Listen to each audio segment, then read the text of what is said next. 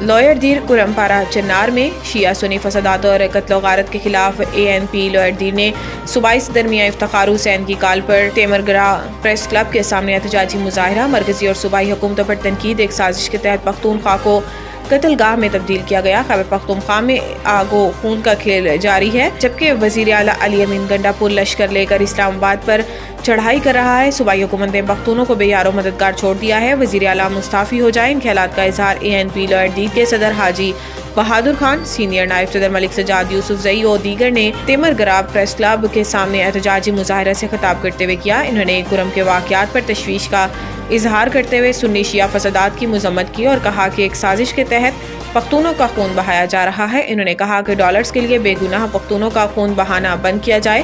انہوں نے کہا کہ خیبر پختونخوا میں قتل و غارت اور بدامنی کی ذمہ دار بیرسٹر سیف اور فیض حمید ٹھہرایا، جنہوں نے خیبر پختونخوا پر ڈالرز کے لیے پرائی جنگ مسلط کی۔ انہوں نے کہا کہ پختونخوا ٹارگٹ کلنگ اور دھماکے کیے جا رہے ہیں اور پختونوں کا خون سفید ہو چکا ہے۔ انہوں نے مطالبہ کیا ہے کہ کرم میں جنگ بندی کر کے فسادات کو بند کیا جائے اور اس کا پرامن حل نکالا جائے۔